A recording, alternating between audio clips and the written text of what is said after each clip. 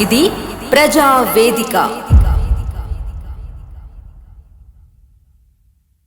G news ప్రేక్షకులకు నమస్తే. నేను స్వప్న, జర్నలిస్ట్. నేను ఈరోజు ఏ వార్తా పేపర్ చదవడానికి రాలేదు. కేవలం కొన్ని విషయాలు మీతో పంచుకుందామని మాత్రమే వచ్చాను. అదేంటో నేను ఇప్పుడు చదువుతాను. నిన్న యాక్చువల్గా నాకు ఒక బ్రదర్ నాకు ఒక ఇన్విటేషన్ పంపించారనమాట. ఏంటి అంటే మీడియా ఇన్విటేషన్. నిన్న 3rd, ఇవాళ 4th కదా, నిన్న 3rdకి వచ్చింది. నూతన సంవత్సరం సందర్భంగా జిల్లా కలెక్టర్ డాక్టర్ సత్య శారద గారు ఈరోజు మధ్యాహ్నం 3 గంటలకు జిల్లా కలెక్టరేట్ సమావేశ మందిరంలో పాత్రికేయులతో సమావేశం నిర్వహించనున్నారు. కావున మీడియా ప్రతినిధులు వీలు కల్పించుకొని హాజరు కావాల్సిందిగా కోరడమైనది. ఈ ఇన్విటేషన్ అనేది నాకు వాట్సాప్లో బ్రదర్ పంపించారు. ఐఎంపీఆర్లో అంటే ఇప్పుడు సత్యశారద మేడం యాక్చువల్గా వరంగల్కి కలెక్టర్. మనకి ఇక్కడిక్కడే అంటే దగ్గరలోనే 2 కలెక్టర్స్ కదా. వరంగల్కి సత్యశారద మేడం అనమాట. నాకు ఇన్విటేషన్ వచ్చినప్పుడు నిన్న నేను వెళ్ళాను. అక్కడ జరిగిన ఒక సంఘటన నేను మీతో పంచుకుందామని చెప్పేసి ఈరోజు మీ ముందుకు రావడం జరిగింది. వెళ్ళాను నేను. కలెక్టర్ మేడం ఇంకా రాలేదు అప్పటికి. మేము వెళ్ళిన తర్వాత చాలా ఒక 4-5 వచ్చారు.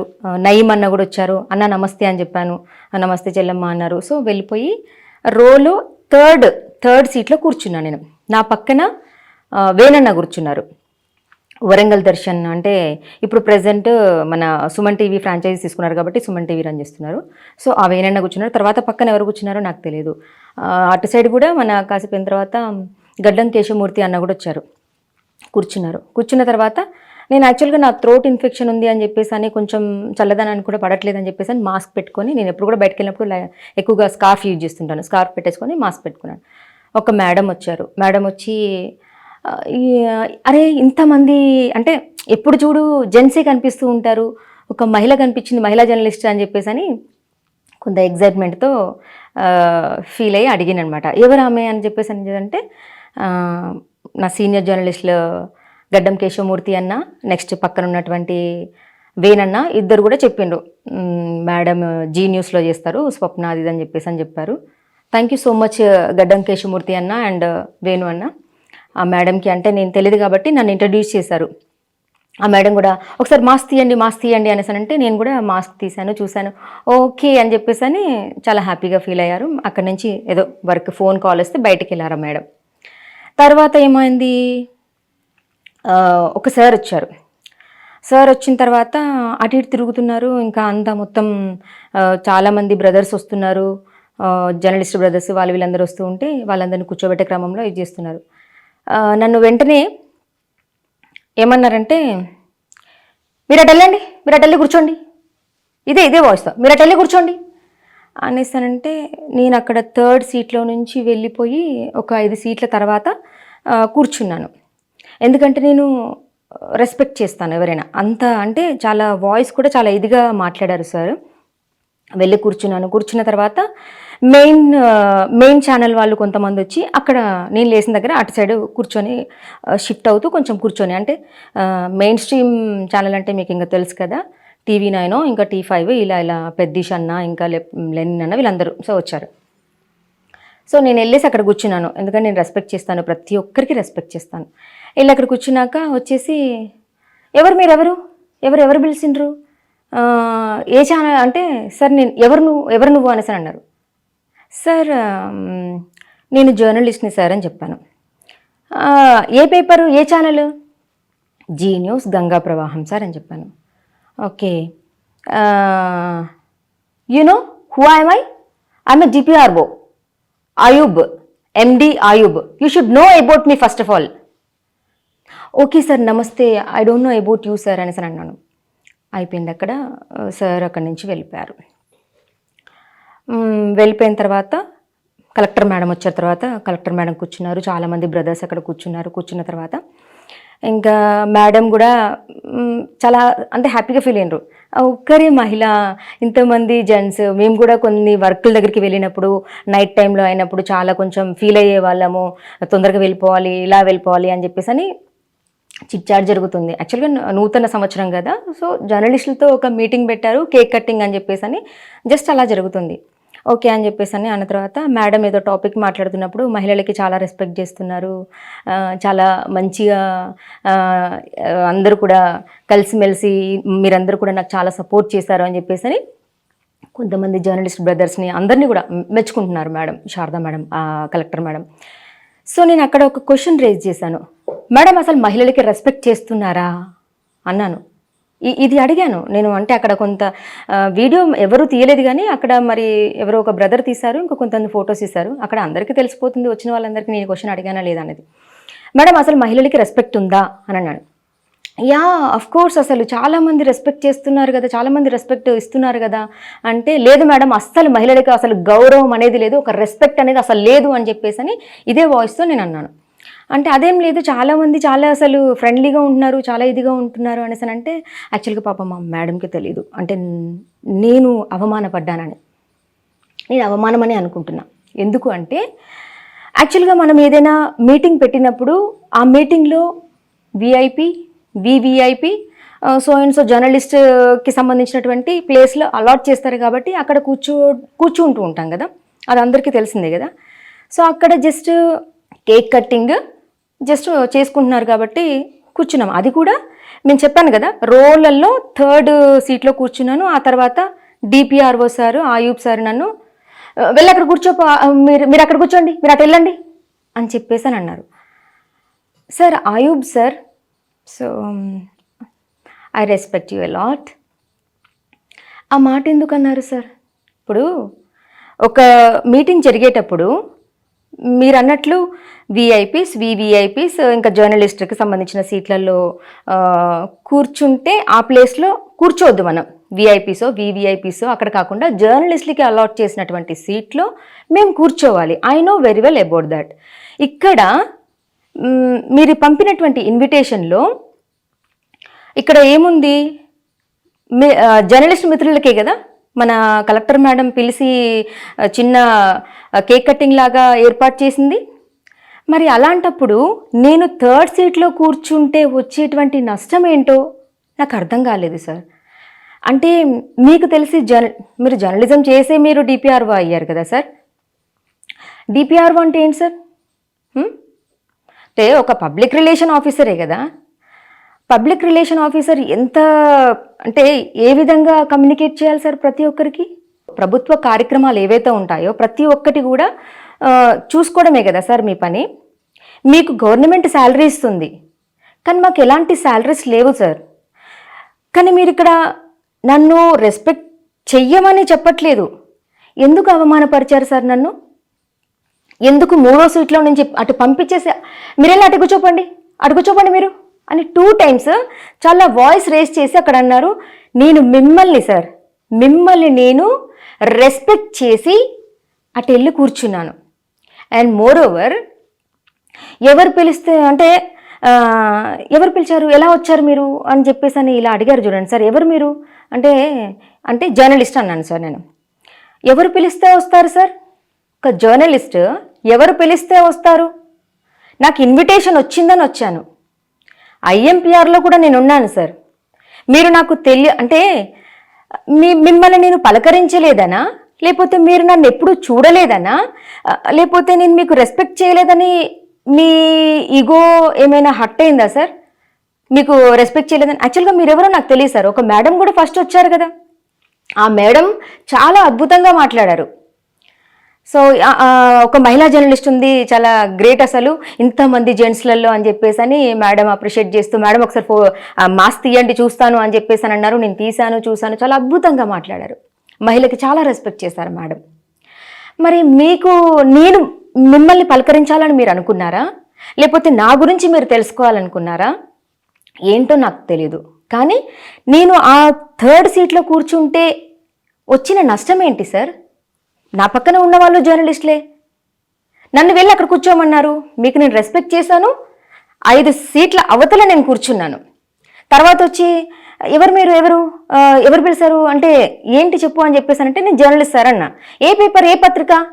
First you should know about me, I'm DPRO Ayub అని చెప్పేసాను, ఎండి అయూబ్ అలీ అని చెప్పేసాను మాట్లాడుకున్నారు చూడండి sir. Okay, that's also nice.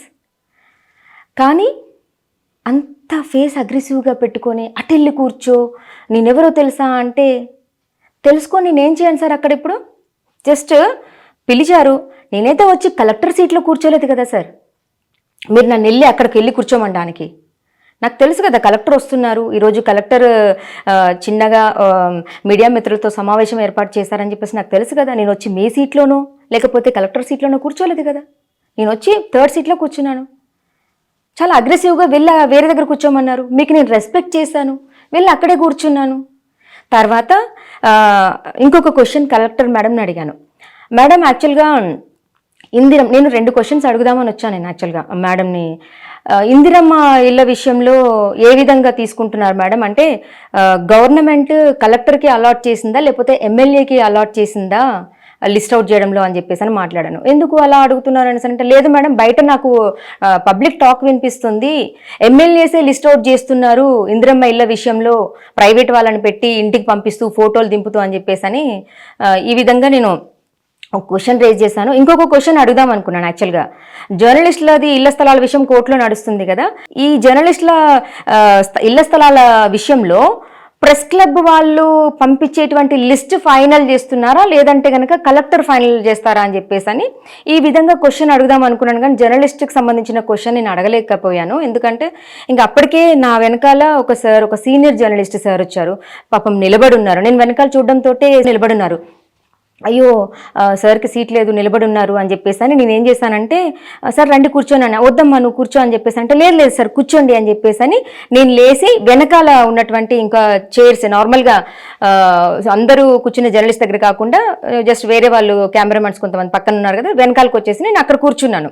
ఆ సార్కి సీట్ ఇచ్చాను. తర్వాత ఆ సార్ కూడా ఏవో క్వశ్చన్స్ మిమ్మల్ని ఏదో అడిగారు. సో కొన్ని సమస్యలు ఏవైతే ఉన్నాయో ప్రతి జర్నలిస్ట్ బ్రదర్ కూడా అడిగారు, మీరు మా కలెక్టర్ మేడం మాట్లాడారు, అన్నీ చేసిండ్రు.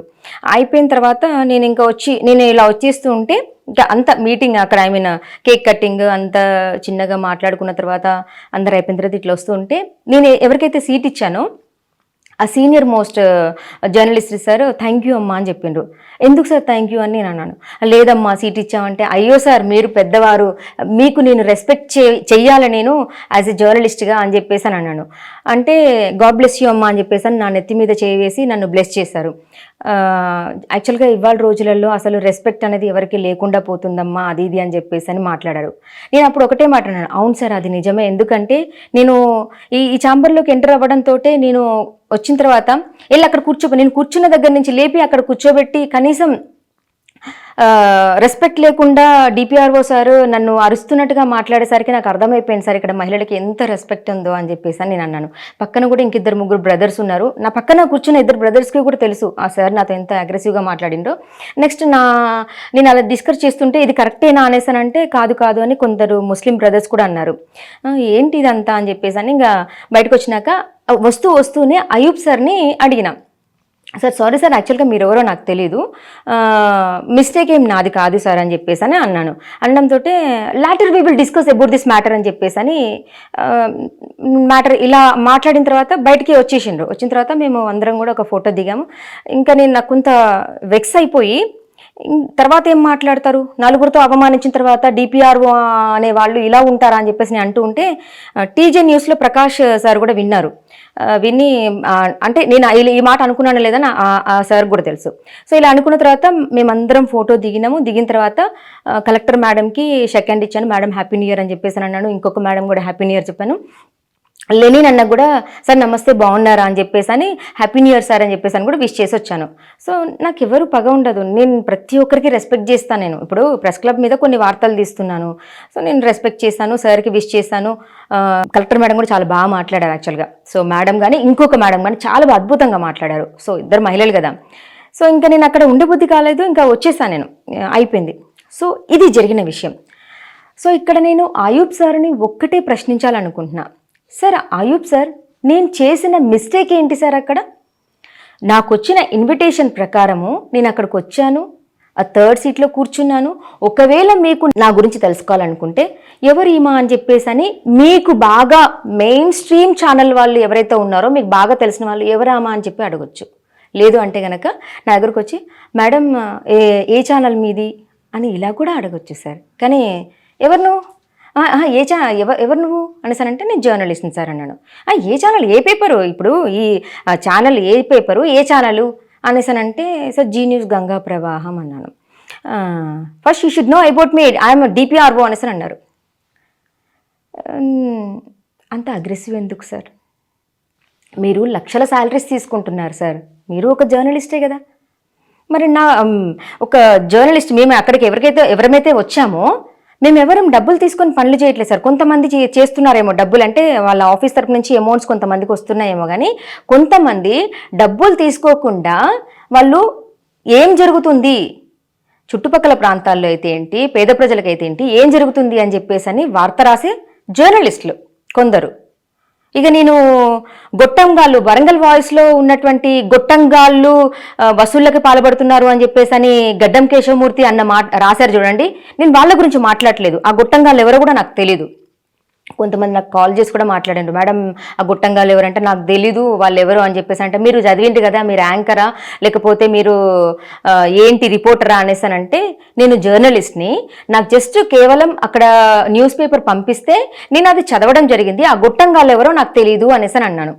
సో ఇది పక్కన పెట్టేస్తే సార్ ఆయూబ్ సార్, మీ దృష్టిలో జర్నలిస్ట్ అంటే ఎవరు సార్? అంటే కేవలం మీకు ఫేసులు తెలిసిన వాళ్ళే, లేకపోతే కనుక మెయిన్ స్ట్రీమ్ మీడియాలో ఉన్న వాళ్ళే, పెద్ద పెద్ద పేరు మోసిన వాళ్ళే జర్నలిస్టులా సార్? ఇక మిగతా వాళ్ళందరూ వేస్ట్ అనా మీ ఉద్దేశం? సరే, ఇదే విషయంలో నేను first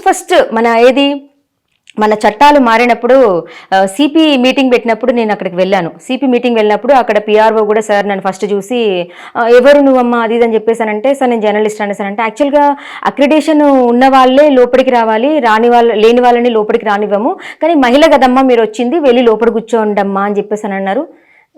he was really great. ఎందుకంటే అప్పుడు నాతో మాట్లాడిన తీరు చాలా గ్రేట్గా మాట్లాడారు ఆఫీస్లో, అక్కడ ఏది మన పోలీస్ హెడ్ క్వార్టర్స్లో. సో నేను వెళ్ళాను, కూర్చున్నాను, మాట్లాడాను. అక్కడ కూడా సార్ని క్వశ్చన్ అడిగాను. సో ఏది సైబర్ క్రైమ్లో ఇచ్చినటువంటి కేసు ఎన్ని డేస్లో మీరు సార్ట్అవుట్ చేస్తారు సార్, అది ఇది అని చెప్పేసి అని మాట్లాడాను. సార్ కూడా అద్భుతంగా మాట్లాడారు, సిపి సార్ అంబర్ కిషోర్ జా సార్. మరి ఇక్కడ ఒక కలెక్టర్ మేడం మీటింగ్ పెడితే మేము వచ్చాను.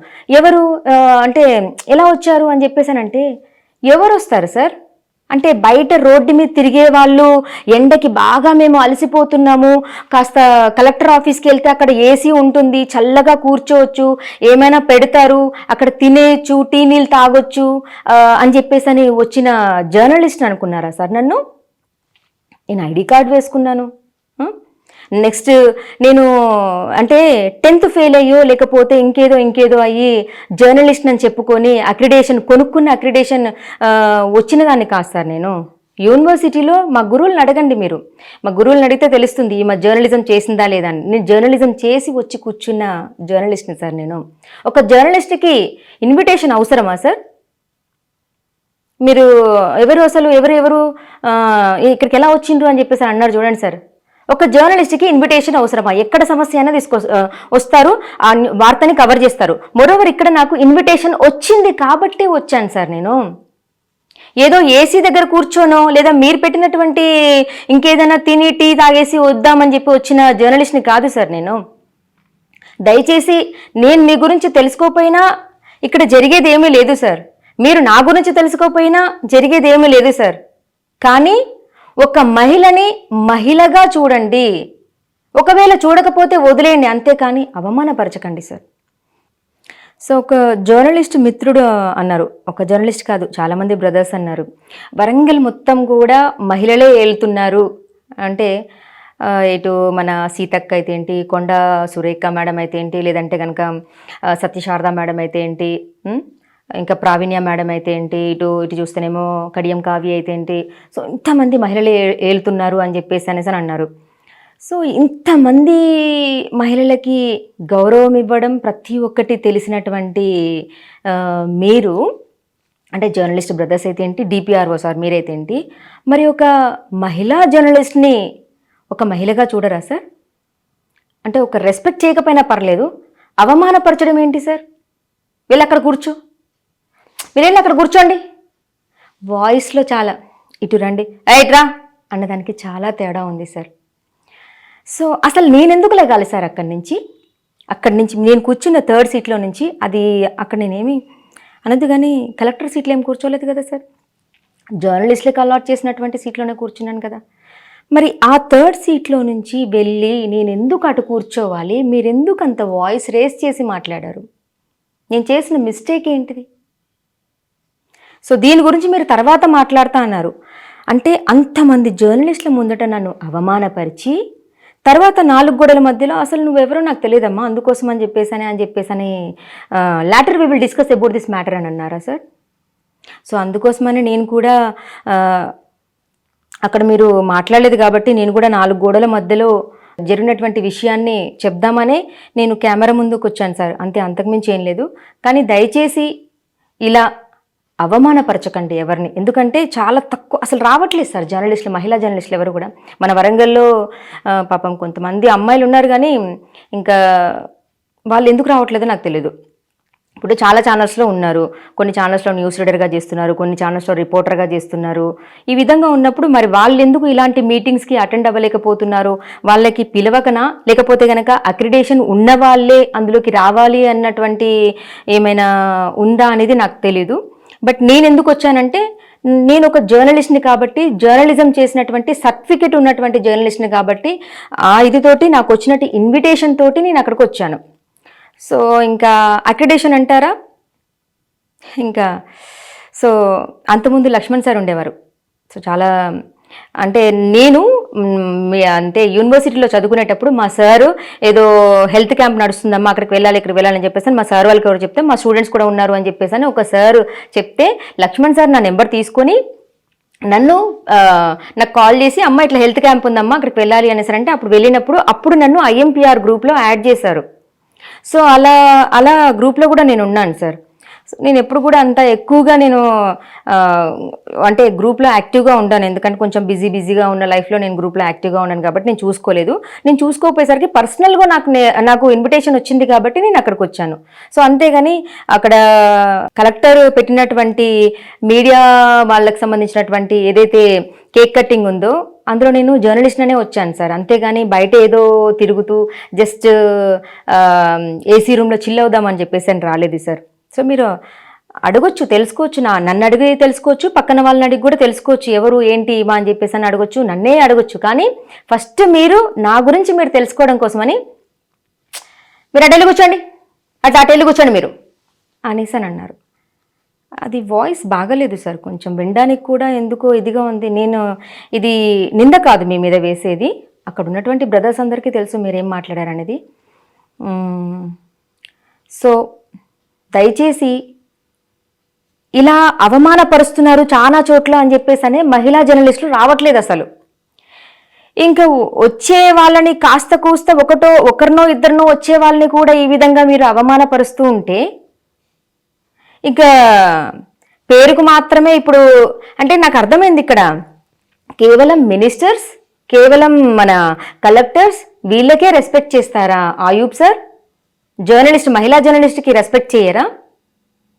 మీరు రెస్పెక్ట్ చేయకపోయినా పర్వాలేదు సార్, నేను ఫీల్ అవ్వను అసలు, కానీ అవమానపరుస్తారా? థర్డ్ సీట్లో కూర్చుంటే వచ్చింది ఏంటి, అక్కడ 10 సీట్ల తర్వాత వెళ్ళి కూర్చుంటే వచ్చింది ఏంటి?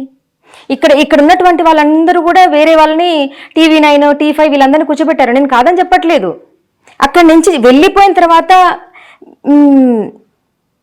ఏమో మీరు ఎందుకు అన్నారో కూడా నాకు తెలియదు. ఒక్కసారి ఆలోచించండి సార్, నేనేమైనా తప్పుగా మాట్లాడానా, నిజంగా అమ్మాయిని ఎందుకు నేను అలా అన్నాను అని చెప్పేసి ఒక్కసారి ఆలోచించండి.